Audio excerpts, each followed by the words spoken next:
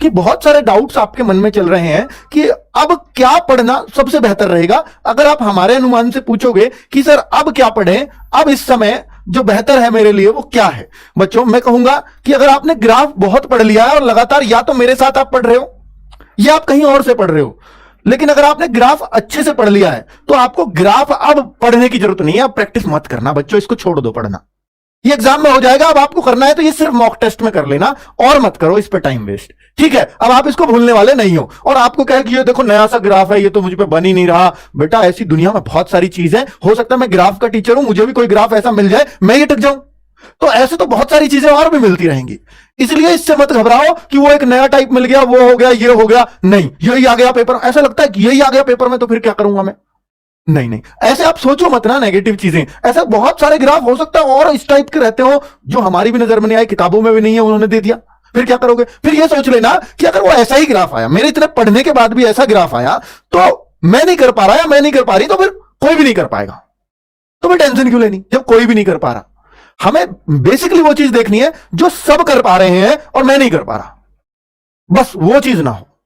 सबका हो जाए, मेरा नहीं हो रहा तो मैं पीछे हूं, लेकिन मेरा नहीं हो रहा और किसी का भी नहीं हो रहा तो कोई दिक्कत नहीं है इस कंपटीशन में, ठीक है। फिर आप सब बहुत बढ़िया तैयारी करके आए हो, टेंशन लेने की जरूरत नहीं है। तो ग्राफ को बहुत ज्यादा ना पढ़ें, सिर्फ मॉक का अगर दे रहे हो तो मॉक में पढ़ लें, ठीक है। बाकी और अब पढ़ना छोड़ दीजिए। अब बच्चों करंट अफेयर्स कब तक पढ़ें, कब तक पढ़ें करंट अफेयर्स, ये कब तक का पढ़ें, ये अपने आप में एक बड़ा सवाल है कि सर हम कब तक का करंट अफेयर्स पढ़ें। बच्चों जो अगर ये पेपर ऑनलाइन होता तो अगर पेपर 15 और 16 अक्टूबर का है जैसा कि आपको पता है, तो ये 10 अक्टूबर तक का भी एक आध क्वेश्चन आ सकता है ऑनलाइन में। लेकिन अगर पेपर ऑफलाइन है जैसे आपका ओमार बेस्ड पेपर है, तो इसमें जो बड़े लेवल यानी जब 40 लाख पेपर छप रहे हैं, 39-40 लाख, तो पेपर का बनना बहुत पहले बंद हो चुका होगा बच्चों। और मैं ये मानता हूं कि कम से भी कम 45 दिन तक तो पेपर छपाई का बनाई का ही काम चलता है। 45 दिन तक का करंट अफेयर्स नहीं आ सकता, ऐसा मेरा मानना है, ऐसा मेरा अनुभव रहा है अब तक। क्योंकि जो बच्चे पहले तो ऑफलाइन ही पेपर होते थे उनसे ही आइडिया लिया है। तो आपको अगर पढ़ना है 31 अगस्त तक करंट अफेयर्स पढ़ लेना सफिशिएंट रहेगा। अब कितना पुराना पढ़े, अगर मैं पिछला पेपर देखूं इसका यूपी ट्रिपल एससी का, तो आपको दिखेगा कि करंट अफेयर्स 6 से 8 महीने से ज्यादा पुराना नहीं गया एक भी सवाल। मतलब एक आध, मैं तो नहीं कहता कि 20 क्वेश्चन आए थे दोनों पेपर में 10-10, तो उनमें कहीं भी ऐसा नहीं था कि बहुत पुराना कोई करंट अफेयर्स पूछ रखा है। 6 से 8 महीने के ही थे ऑलमोस्ट सभी क्वेश्चन। तो अगर मैं बोलूंगा तो बेटा आप ना 1 जनवरी से और 31 अगस्त का, अब ऐसा ना हो कि आयोग वाले ही मेरी इस वीडियो को देख रहे हो कि इसने ऐसे बता दिया बच्चे पढ़ेंगे नहीं तो अब इनसे बाहर ही रख देते हैं, तो वो तो बेटा देखो फिर तो कुछ भी हो सकता है। वैसे इतनी जल्दी अब उनके बस की भी नहीं है कि 15 दिन में सारे पेपर ही तैयार कर दें, अगर वो दिल पे ना लें तो। चलो, तो 1 जनवरी से 31 अगस्त 1 जनवरी से 31 अगस्त 2022 मेरे ख्याल से इस बेस्ट है आपके लिए, ठीक है। इससे पहले भी आप थोड़े बहुत तो टच में रहे ही होंगे। अगर आपको लगता है कि नहीं सर मैं तो और भी थोड़ा सा पहले जाऊंगा, तो बेटा मैं आपके लिए एक वीडियो सोनवीर सर की जरूर लगवा सकता हूं जो मेरे हाथ में है। अक्टूबर, नवंबर, दिसंबर की 3 महीने का एक करंट अफेयर 2021 की एक सिंगल वीडियो, मेन पॉइंट, क्योंकि जब बहुत पुराना गया तो बहुत मेन पॉइंट पे जाएगा, तो इनकी लगवा दूंगा कि 3 महीने में वो 3 महीने की क्लास करा दें 1-1.5 घंटे की, जिससे बच्चों को टाइम भी वेस्ट ना हो और 3 महीने का इकट्ठा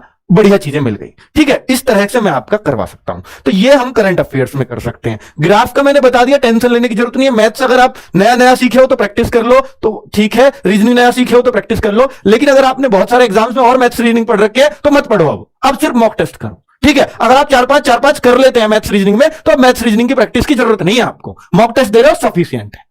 चलिए, तो फिर पढ़े क्या, करंट अफेयर्स अगर आपका तैयार नहीं है तो इस दौरान का करंट अफेयर्स तैयार कर लीजिए। अब सर कहां से पढ़े करंट अफेयर्स, या तो मंथली वाइज वीडियो है सोनवीर सर की, जनवरी की, फरवरी की मंथली वाइज वीडियो आपको मिल जाएंगी, वो पढ़ लीजिए मंथली, ठीक है। अगर आप कुछ भी नहीं पढ़े हैं तो, वरना तो दर्शन सीरीज अगर आपने कर रखी है बेस्ट है।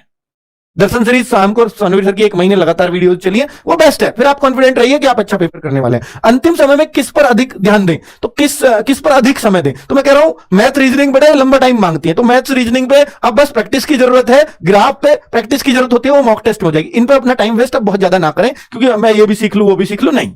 तो 5-6 चैप्टर सीखने होंगे तो अब तक सीख चुके हो, नहीं तो अब भी नहीं सीख पाओगे, और भी 2 महीने मिल जाए फिर भी नहीं सीख पाओगे। ये सीधी सी बात है। तो अंतिम समय में फिर समय कहां दें, तो अपना जीएस को थोड़ा स्ट्रांग कर सकते हो। अब वो नहीं कि जो आपको अभी नहीं नया पढ़ना है मेरे को, नहीं नया नहीं, जो आपने पढ़ा है उसको प्लीज कंठस्थ कर लीजिए किसी भी तरीके से, उसको कंठस्थ करते रहिए। जीएस पे थोड़ा सा ज्यादा टाइम इन्वेस्ट कीजिए अपना। हिंदी को भी मेरे ख्याल से गद्यांश को किसी को पढ़ने की जरूरत नहीं है। हिंदी में और क्या पढ़ सकते हैं सर, तो हिंदी में बच्चा जो आपके विलोम शब्द थोड़ा सा उनको और बढ़ा लीजिए अपने संग्रह को, मुहावरे थोड़ा सा और देख लीजिए, नए मुहावरे, कोई दिक्कत नहीं है। उन चीजों को नया हम पढ़ सकते हैं, वो एक ही बार में याद रह जाती है एग्जाम में, ठीक है। नया एक बार भी पढ़ लिया ना तो भी एग्जाम में याद रह जाएगा, ठीक है। तो उनको थोड़ा सा स्ट्रांग कर सकते हैं अगर आप चाहते हैं तो। किसी बुक में दे रखा है तो आप जटाजट उनको एक बार देख लीजिए, सरसरी निगाह से, पर्यायवाची वगैरह, क्योंकि ये जितनी ज्यादा चीजें देख करके जाओगे ना, पर्यायवाची, विलोम, मुहावरे, अनेक शब्दों के लिए एक शब्द, ये उतने ज्यादा चांसेस रहेंगे कि आपको वहां मिल जाए। अगर कोई एक बच्चा 10 पढ़ के जा रहा है, 100 पढ़ के जा रहा है इनमें से, तो बहुत उम्मीद है कि 100 वाले बच्चे को मिल ही जाएगा, ठीक है। वो 10 वाले से तो ज्यादा ही मिल जाएगा, ये तो पक्की बात है।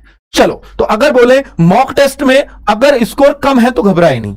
तो बेटा देखिए, मॉक टेस्ट में क्या होता है, अब तक सिर्फ आप पढ़ाई कर रहे थे, अब तक सिर्फ पढ़ाई कर रहे थे, तो यानी अभी आपने सिर्फ खाया है, तो बॉडी का काम नहीं आएगा जब तक वो पचेगा नहीं, पच के ही आपकी बॉडी को ऊर्जा मिलेगी। तो मैं वही कहना चाह रहा हूं कि अभी आपने सिर्फ खाया ही है, अभी आपने सिर्फ पढ़ाई है, तो मॉक टेस्ट एकदम से इंक्रीज नहीं होगा स्कोर। अब हो सकता है बहुत सारे बच्चों ने पढ़ लिया, अब मैं रिवीजन शुरू करता हूं, तो जो रिवीजन पे हो सकता है अभी 2-4-6 दिन पहले ही आए हो, 10 दिन पहले ही आए हो, तो अभी आप घबराओ मत, आपका रिवीजन का टाइम शुरू है, आप रिवीजन बहुत अच्छे से कर रहे हैं, तो आपका हो सकता है स्कोर एकदम से इंक्रीज हो। क्योंकि ऐसा होता है बहुत सारा बच्चा, मैं बहुत दिन से 60 पे चले जा रहा हूं बेटा, 60 से ऐसा भी होता है स्कोर 60 से 65 नहीं हुआ, सीधा 70-72 पे कूद रहे हो एकदम, सीधा 70-72 अगर चल रहा है बहुत दिन से, तो हो सकता है सीधा 80 पे कूदो एकदम, ठीक है। ऐसे बढ़ता है स्कोर, ऐसा नहीं बढ़ता 71 आएंगे फिर मेरे 72 आएंगे फिर मेरे 73 आएंगे, नहीं, ऐसे कभी नहीं होता स्कोर में। चलिए, तो वो आपको एक मतलब एक लेवल सेट हो जाता है कि भाई हाँ अब मैं इतना कर ही लूंगा, और एक पेपर में अगर आपका स्कोर बढ़िया आ गया तो आपको एक खुद कॉन्फिडेंस आ जाएगा, अब मैं कर सकता हूं, अब मैं कर सकता हूं,